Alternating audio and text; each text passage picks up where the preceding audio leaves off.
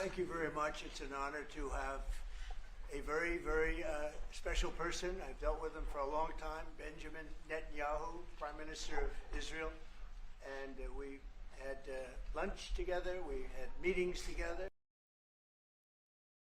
staff, and I think we've come up to some pretty good solutions and conclusions. And we'll be working a little bit after this, and then I assume you're going back home. Yes, sir. This is a quick stop, in and out. But we appreciate you being here, and we are a friend of Israel, as you know. I would say that I'm by far the best president that Israel has ever even thought of seeing. And it's an honor to be so, and to be so thought of. Many friends in Israel, they are not in an easy area. It doesn't go easy, but we are helping them. And likewise, they've been helping us very much. And so we'll see how it all works out. But we had great discussions today, I think, on the obvious subject of Iran, and also the less obvious subject with respect to Israel, and that's trade. And I think the Prime Minister is going to tell you a little bit about trade and what they're doing for the United States.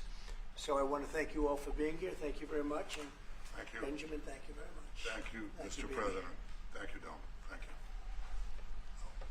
Mr. President, I want to first thank you for inviting me again to the White House. You've been a remarkable friend of the State of Israel. You stand by us. You're standing with us. You are a great, great champion of our alliance. And you actually do the things that you say you do.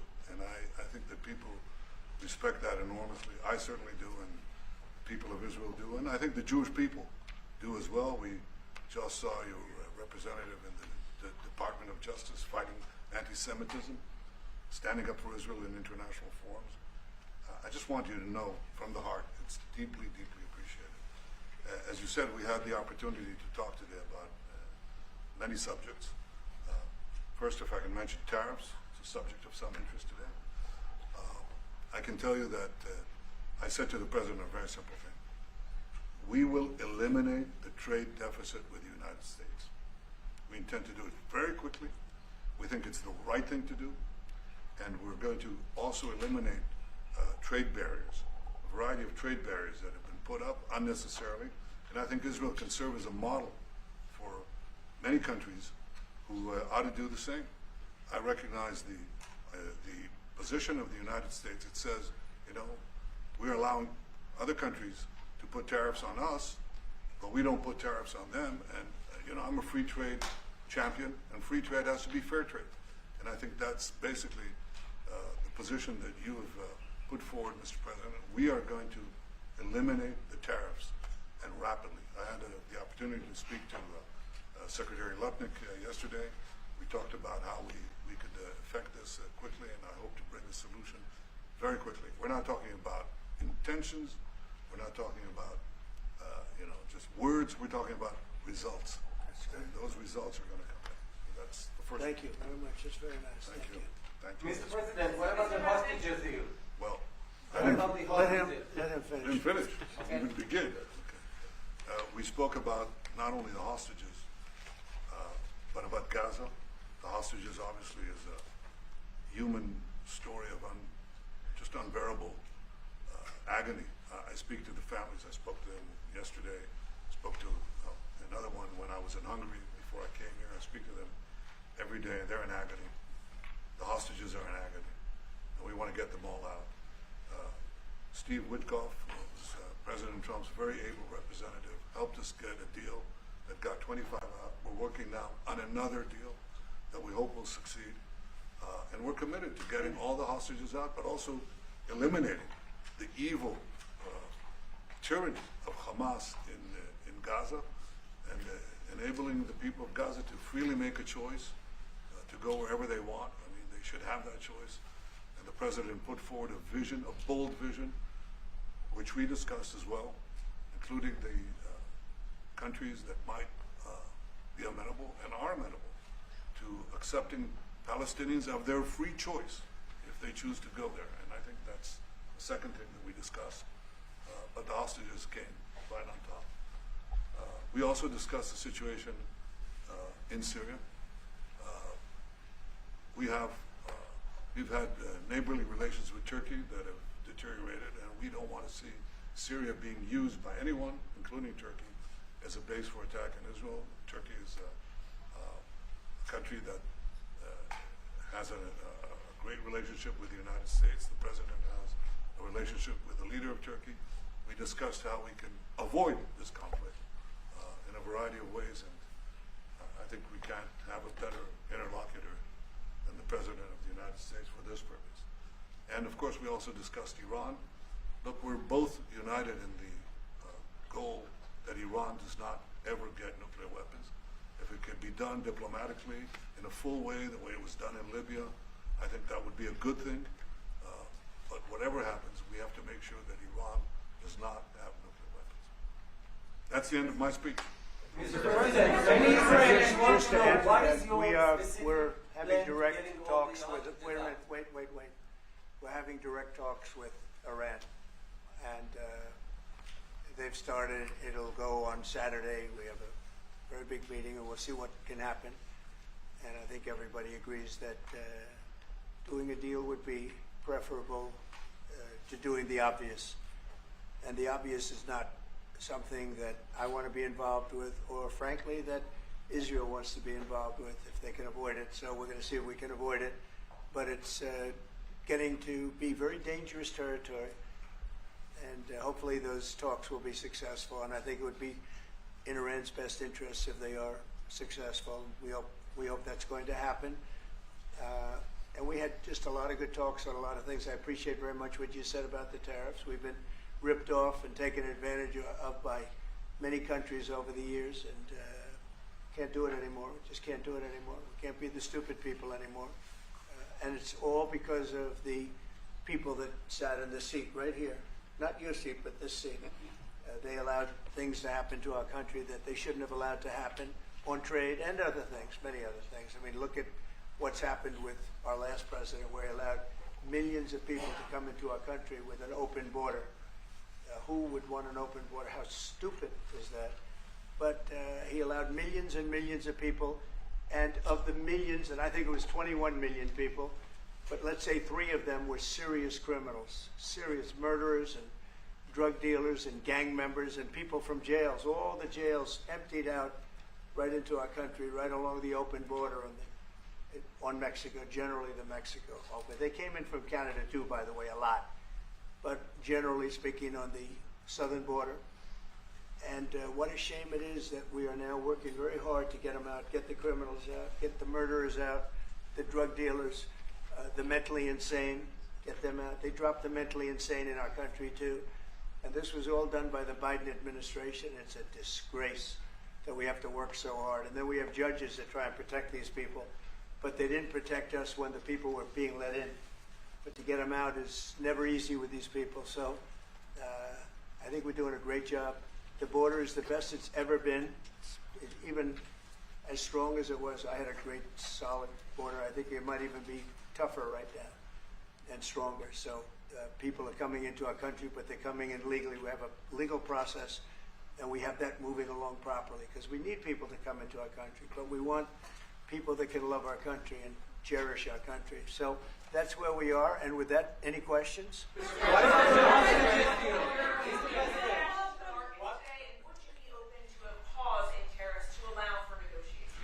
Well, we're not looking at that. We have many countries that are coming to negotiate deals with us, and they're going to be fair deals. And in certain cases, they're going to be paying substantial tariffs. There'll be fair deals. As you know, I spoke this morning with the Prime Minister of Japan, and we had a very good conversation. They're coming. And I said, one thing, you're going to have to open up your country, because we sold no cars, like 0 cars in Japan, and they sold millions of cars into our country. They don't really take our agriculture, a little bit of it just to keep us slightly happy, but they don't take what they're supposed to be taking. So we have a great relationship with Japan. We're going to keep it that way, but they're coming in to meet, and other countries are coming in. With China, as you know, against my statement, they put a 34% tariff on above what their ridiculous tariffs were already. And I said, if that tariff isn't removed by tomorrow at 12 o'clock, we're putting a 50% tariff on above the tariffs that we put on. So they've gone for years. They've become a rich country because of people, again, that were in the White House that allowed this to happen.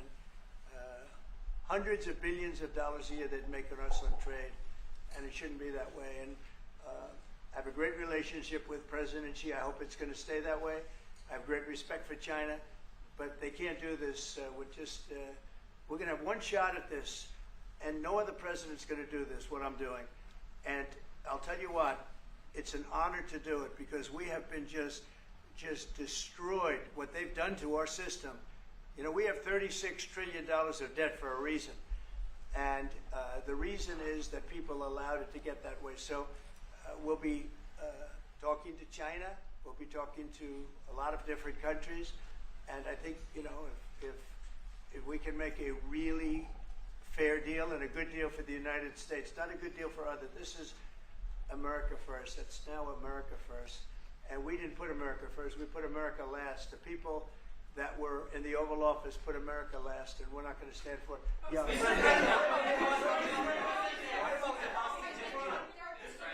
ahead. Go ahead. Two questions. Do you expect any of these deals to be made before April 9th? And secondly, there have been some mixed messages from your administration. You're talking about negotiations, and yet others in your administration are saying that these tariffs are actually permanent. What is the actual? Well, it could be. They can both be true. There can be permanent tariffs, and there can also be negotiations because there are things that we need beyond tariffs. We need open borders. You know, we almost had a deal with China where we're going to open up China. It was almost done. Some of you remember it during my first term, and it was very disappointing. We ended up making a great deal. $50 billion worth of product was sold. $50 billion. You'd like that in Israel. And I made that deal, but it wasn't the deal that I wanted. It was the deal that I wanted was that plus they were going to open up China so that our companies could go into China and compete with other countries and China for the, you know, for a large number of people. And at the very end, that deal was terminated, and we went to a piece of the deal. And there are a lot of things outside of tariffs, but tariffs are very important. But there are a lot of things like opening up countries that were totally closed. China's essentially a closed country. In fact, it is a closed country. And what they do is they charge tariffs so that if you sell cars or if you sell anything, nobody's going to buy it because the price is out of control. But that's true with a lot of other countries also. So we're going to get fair deals and good deals with every country. And if we don't, we're going to have nothing to do with them. They're not going to be allowed to participate in the United States. Mr. President,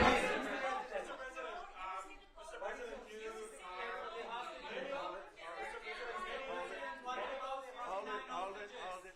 Just relax. We have time. This gentleman is all day long. Mr. President, many of thank you. Go ahead.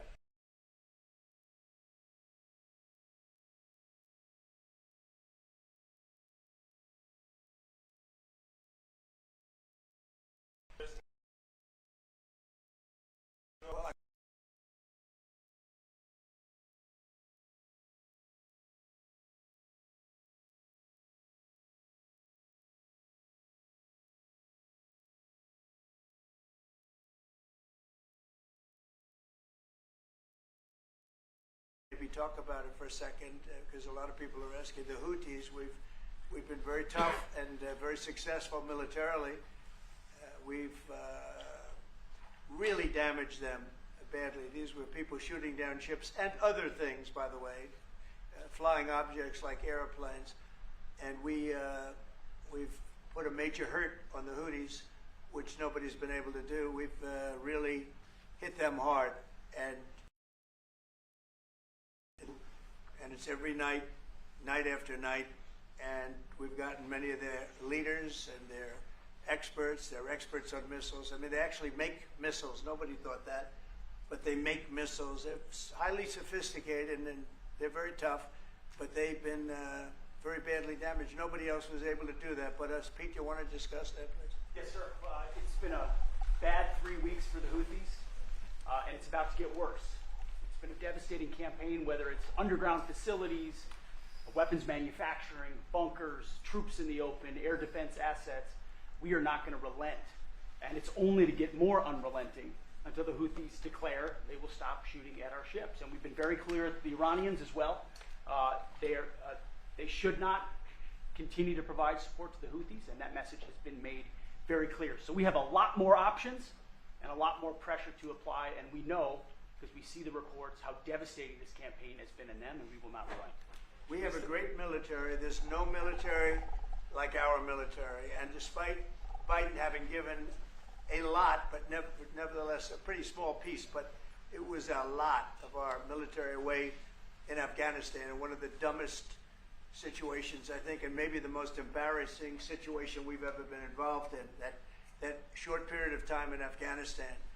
What a disgrace that was, but left a lot of our military behind, left you see them in their annual parades where they're parading trucks that are armor-plated and different things that they can't, but it's many billions of dollars we left behind. But despite that, we have a tremendous military. That was a very small portion, because we rebuilt the military during my first term, and we have great things happening with our military. We also essentially approved a budget which is in the facility, you'll like to hear this, of $1 trillion, $1 trillion, and nobody's seen anything like it. We have to build our military, and we're very cost conscious, but the military is something that we have to build, and we have to be strong, because you got a lot of bad forces out there now. So we're going to be approving a budget, and I'm proud to say, actually, the biggest one we've ever done for the military. We're cutting other things that were under DOGE, but under a lot of other. When you look at a woman getting $2 billion for environmental, and it had nothing to do with environmental, and they had $100 in the bank, and they give her $2 billion. Many of those cases, all that stuff is going to be cut out. But we are getting a very, very powerful military. We have things under order now, the likes of which we've never had before. We've never had the kind of aircraft, the kind of missiles, anything that we have ordered. And it's in many ways too bad that we have to do it, because hopefully we're not going to have to use it. But the military is very, very powerful, and it's going to remain that way. How do you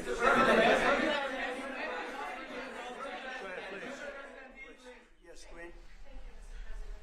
I want to ask you about Iran, because this is the first time we hear that the U.S. is having a direct contact with the Iranians.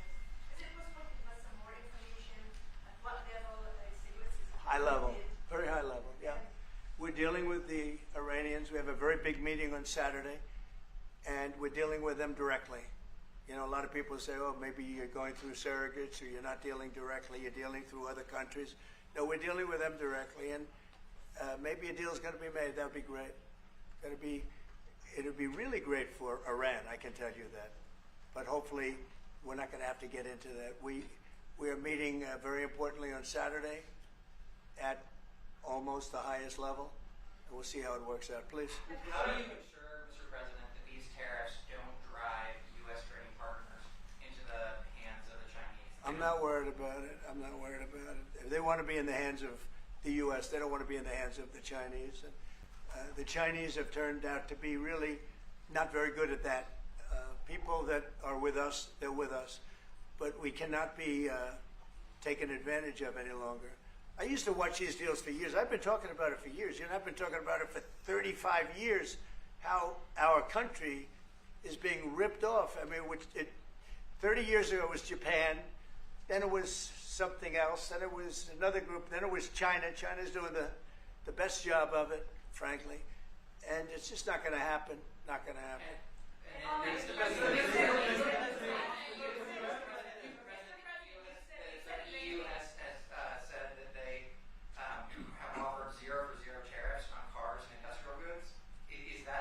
Well, the EU, no, it's not. The EU has been very tough over the years. I always say it was formed to really do damage to the United States in trade. That's the reason it was formed. It was formed with all of the countries from Europe, I guess most of them, not all of them, but most of them. And they formed together to create a little bit of a monopoly situation, to create a unified force against the United States for trade. So they have NATO, which is largely the same countries, and they took advantage of us dollar-wise and militarily until I got there. You know, I was able to get $600 billion from NATO, where they paid NATO because most of these nations weren't even paying. We were paying for NATO, so we're paying them to guard them militarily, and they're screwing us on trade. So that's not a good combination. So now it's really turned around. It's the opposite, and the European Union's been very bad to us. They don't take our cars, like Japan in that sense. They don't take our agricultural product. They don't take anything practically. And yet they send millions of cars in a year, Mercedes-Benz, Volkswagen, BMWs. They're sending millions and millions of cars into the U.S., but we don't have a car that's been sold to the European Union or other places, but let's go for the European Union. And it's not going to be that way. It's got to be fair, reciprocal. It's got to be fair. It's not fair. We have a deficit with the European Union of $350 billion. And it's going to disappear fast. And one of the reasons and one of the ways that that can disappear easily and quickly is they're going to have to buy our energy from us because they need it. They're going to have to buy it from us. They can buy it. We can knock off $350 billion in 1 week. They have to buy and commit to buy a like amount of energy. And we have that. You know, we have more energy than any country in the world. I don't know if you know that. He knows everything, but the one thing he may not know, we have more energy than any country in the world. We have more of every kind of energy, every form of energy, from oil and gas to coal. And people talk about, I call it beautiful, clean coal. As you know, Germany is opening up a coal plant a week. They tried the windmills and it didn't work. They tried all the other solutions and they were ready to go out of business. Now they're doing a coal plant a week. China is now up to 2 coal plants. They're opening 2 major coal plants every single week in China, all over China. And then we're not allowed to use coal.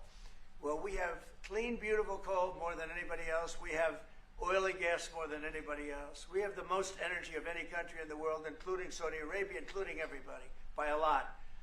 And I took it to number 1. We were number 3, and I took it to number 1 during my administration. And the reason that we were hurt so badly and the reason that we went into such incredible inflation during Biden is energy. It was also their bad spending, but energy, because they played around with this incredible thing that we had built, this administration had built, and the energy costs went through the roof. And when that went up, everything else followed. Now, if you look at what's happening, you're going to see this today. I said we're going to try and get groceries down, right? An old-fashioned term, but a beautiful term. Eggs. So when I got in, the press went absolutely crazy the first week. They said, eggs have quadrupled in price.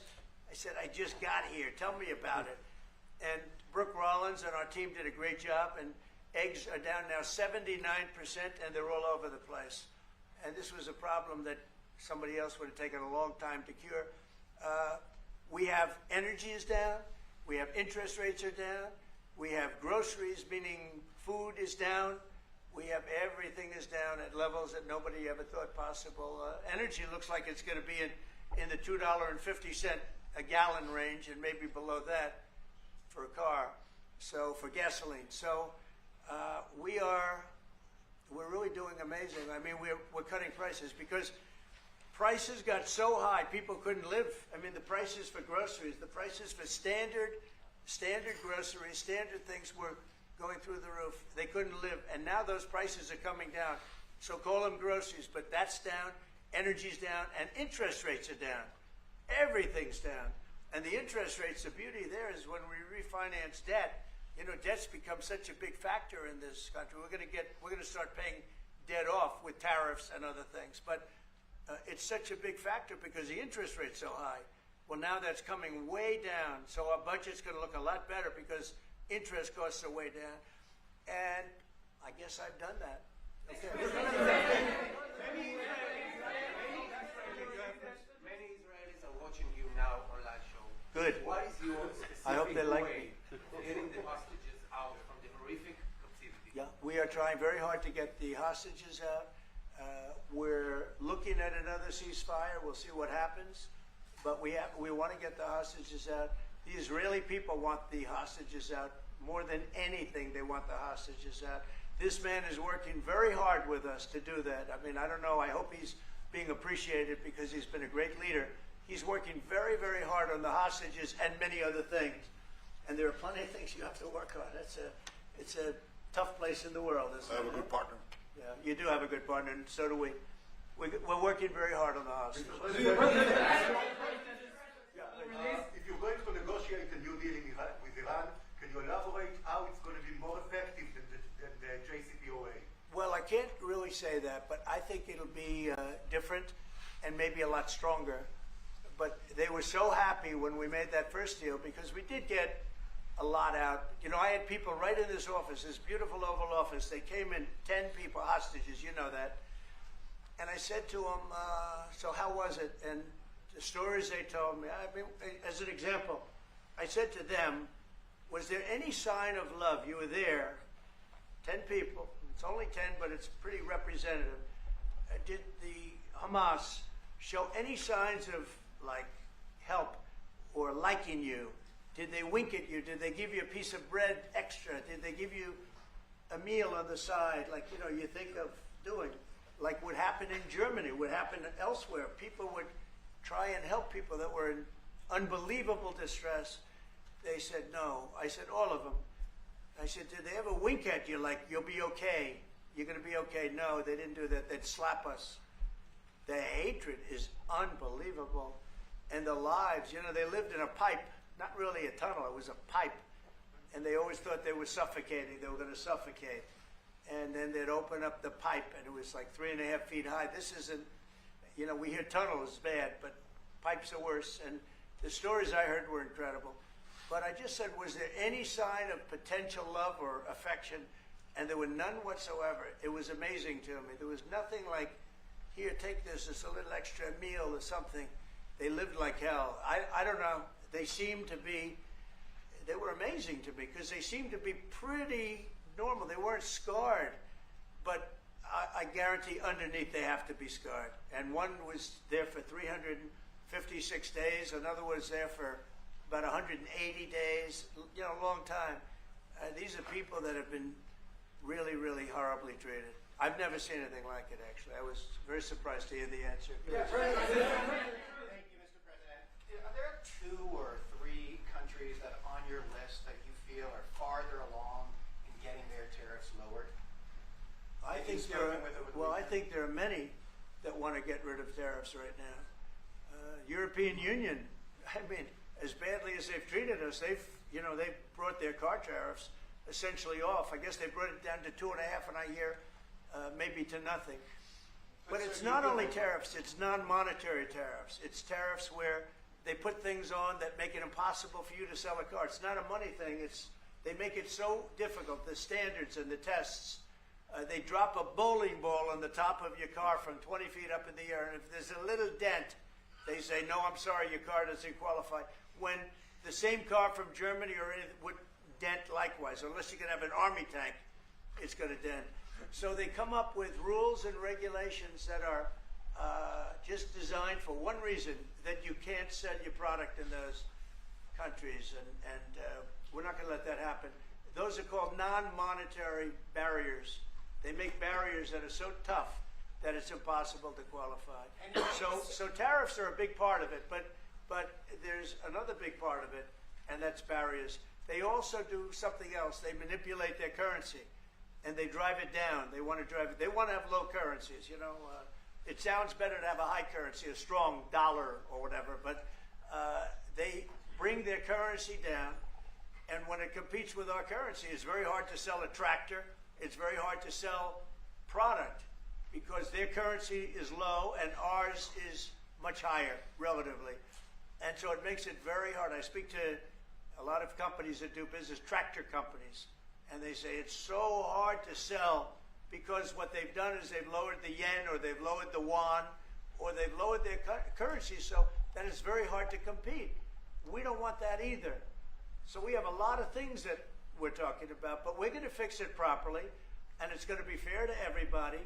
And in the end, I think we're going to have a world that does a lot better, you know, but they have to respect the United States. And nobody but me would do this. Nobody but me would do this. You know, it would be nice to serve a nice, easy term.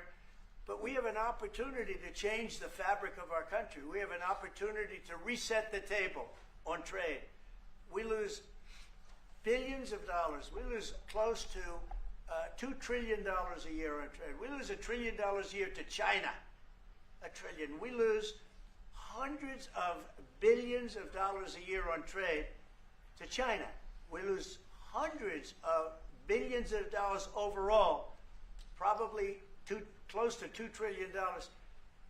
Why would we do that? Number one, why would we do that? And then you have to say, is it sustainable? Then you hear about all of the people that say, well, deficits. If we have a deficit with the country, or if the country has a big surplus with us, like China has a massive surplus, that they take and they spend on their military. Well, we don't want that.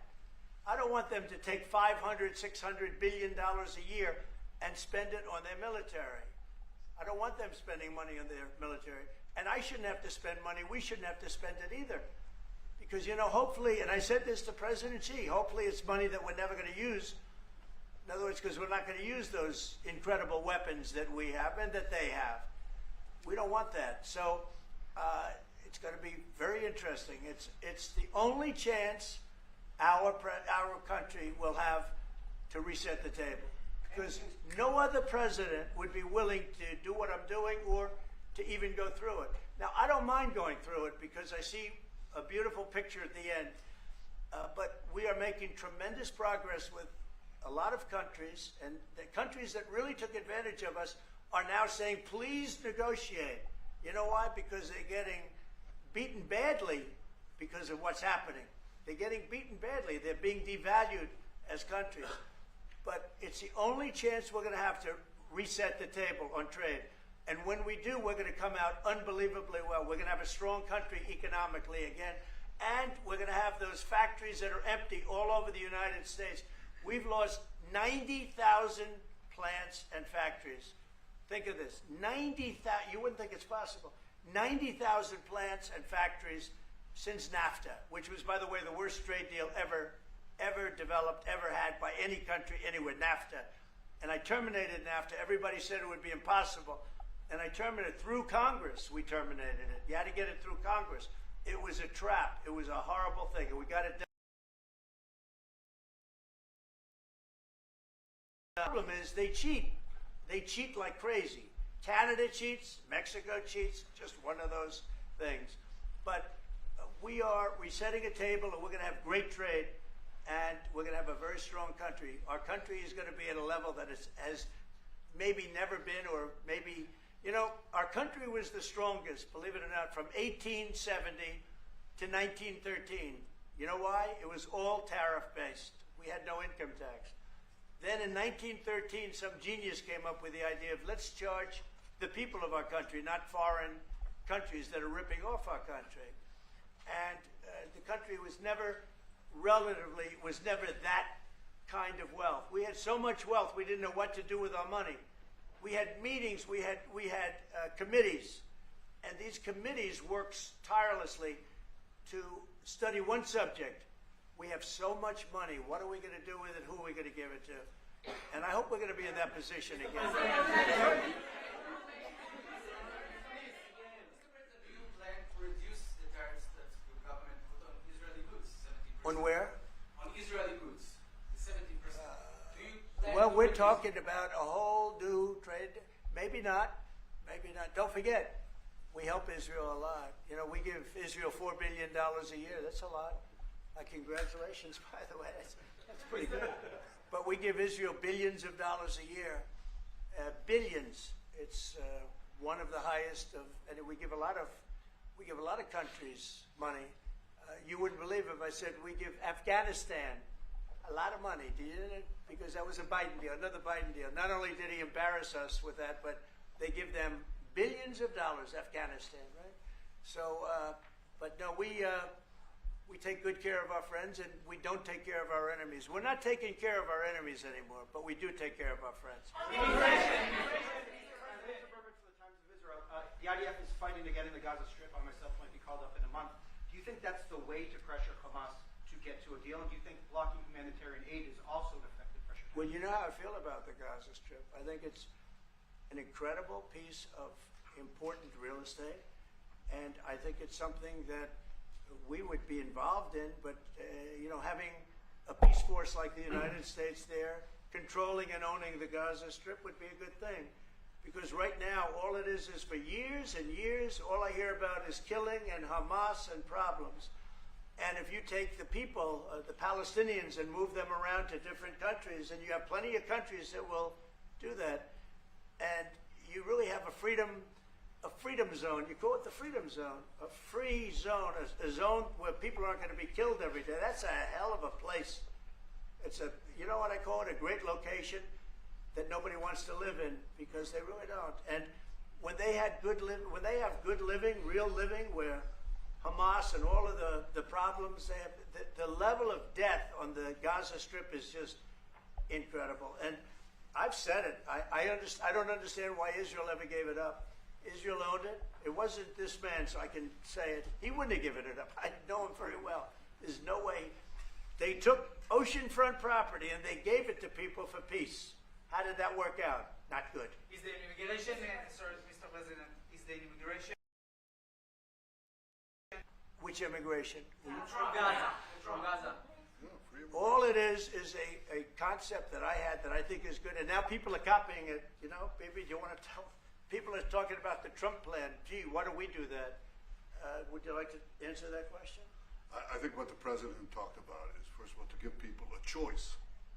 Gazans were closed in. And any other place, including in arenas of battle, whether it's Ukraine or Syria or any other place, people could leave. Gaza was the only place where they locked them in. We didn't lock them in. They're locked in. And what is wrong with giving people a choice? Now, we've been talking, including over lunch, about some countries, I won't go into them right now, that are saying, if Gazans want to leave, we want to take them in. And I think this is the right thing to do. If you give, it's going to take years to rebuild Gaza. In the meantime, people can have an option. The president has a vision. Countries are responding to that vision. We're working on it. I hope we'll have good news for you. I will say, people really do love that vision. It's a long-term vision, but so importantly is to have that be a safe field, because you're right smack in the middle of the Middle East. You're right along Israel. It should have never, ever been given away. It shouldn't have been given away by Israel. I don't know why they did it. I do know why, because they were promised peace, but that didn't work out too well, because it's one of the most dangerous pieces of land anywhere in the world. Gaza is one of the most dangerous places in the world. So they gave it away for a good intention, and it didn't work out that way. And a lot of people like my concept, but there are other concepts that I like too, and there are some concepts I don't like. You know what I don't like? The way it is now, because right now it's a dangerous death trap, Gaza. Yeah. Thank you, sir. Can you talk a little bit about your potential meeting with Vladimir Putin? Do you still plan to meet with him? Could that happen in Saudi Arabia? And maybe you could elaborate as well a little bit on not providing tariffs on Russia, sir. So the reason we're not talking about tariffs with Russia is because we're not doing business essentially with Russia, because they're in a war, and I'm not happy about what's going on with the bombing, because they're bombing like crazy right now. They're bombing. I don't know what's happening there. That's not a good situation. So we're meeting with Russia. We're meeting with Ukraine, and we're getting sort of close, but I'm not happy with all the bombing that's going on in the last week or so. Horrible. It's a horrible thing. It's a horrible thing. Can countries negotiate to get below 10%? In terms of tariffs? Yes. Look, we've been ripped off and taken advantage of for 40, 50, 60 years. And the reason we got ripped off and the way they did it was tariffs. They would charge tariffs, massive numbers of dollars. And when you look at China, when I took over, it was at $507 billion they were making. I call it making. A lot of people say, oh, it doesn't mean anything, having a surplus. It means a lot, in my opinion. It's almost like a profit or loss statement.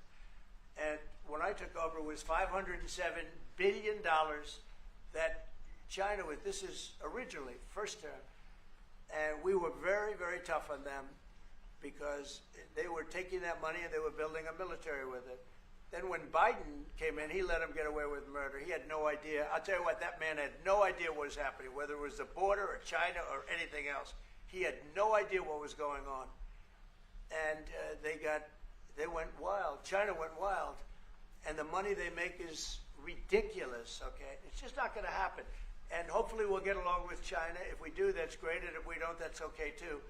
But we can't let that continue, because that's an abuse. They abused the poor people that sat in the seat. That poor Biden, he was abused by them.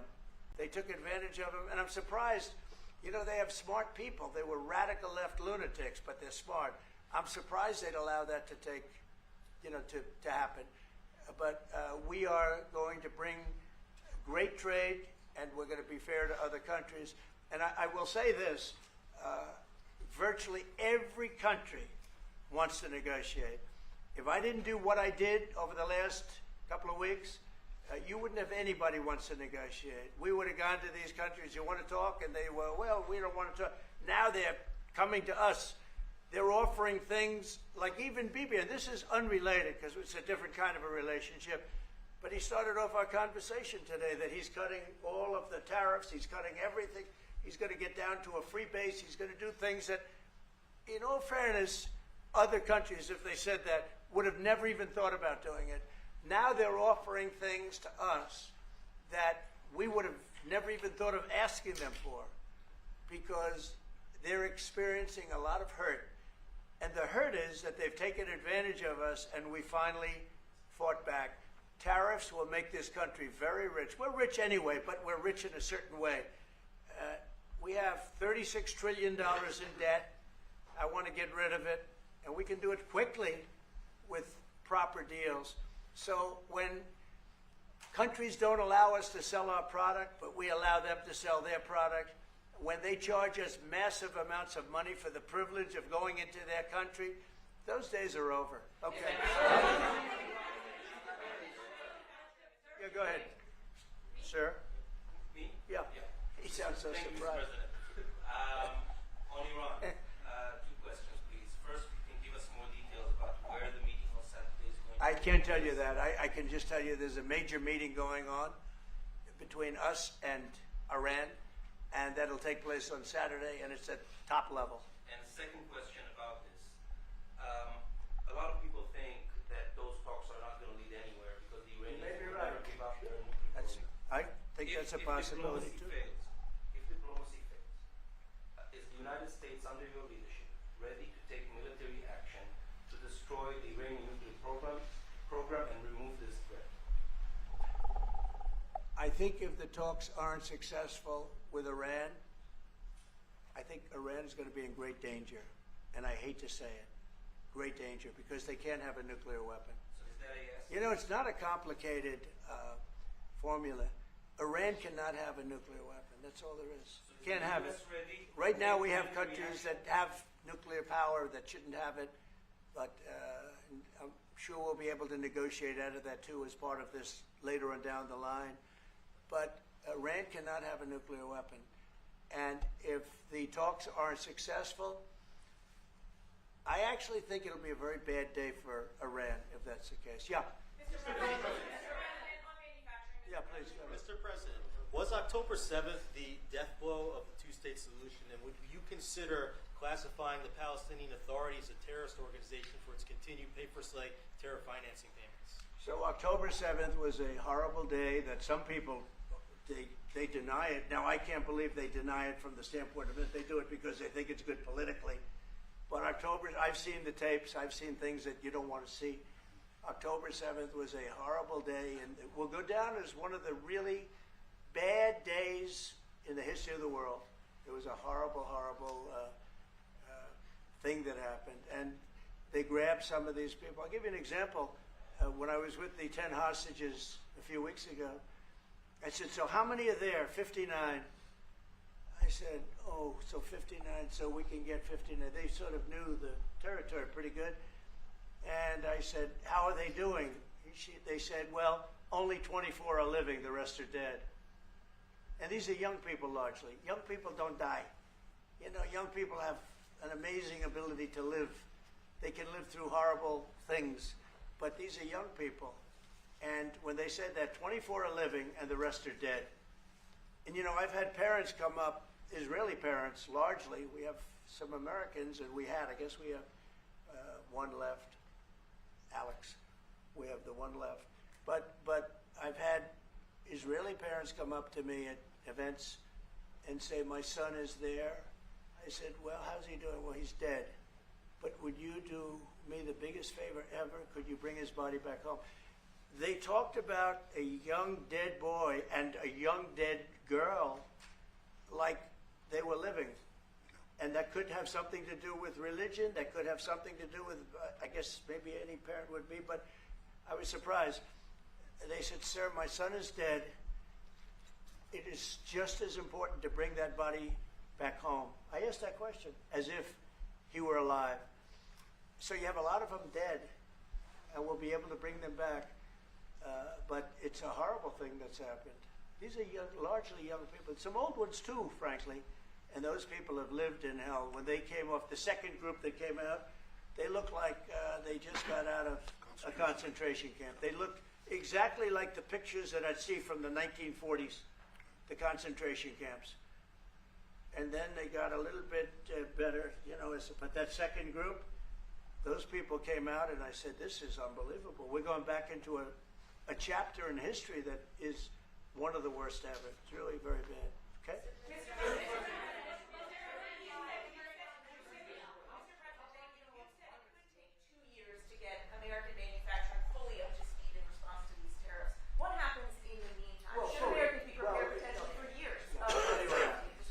We have now $7 trillion. Think of this, $7 trillion of commitments from companies wanting to go in, from Apple to many, many companies. That takes time. Many from Taiwan. What? It takes time Of course it takes time. Well, are you asking me a question, or are you telling me? Yeah, it takes time. You know, you got to build a thing called a factory. You have to build your energy. You have to do a lot of things. I'm giving them energy. You know, we're going to let them build their own power plants. They'll be their own. Essentially, they're going to be in charge of the power plant because our power is not reliable enough. You have a grid that's old and susceptible to a lot of things, including bombing and weather and a lot of other things. And we're going to give them record timing in terms of approvals of electric plants. Most of them want to build electric plants. We need massive amounts of electricity if we're going to compete with China and others. And interestingly, we're way ahead right now in the AI race with China. But the way we lose that race is if we can't give them electric. But we have more plants being built. We have everything. We're doing so great. And we want to keep it that way. And tariffs will be an important part of it. But one of the other things, Lee Zeldin's doing a fantastic job, head of environmental protection.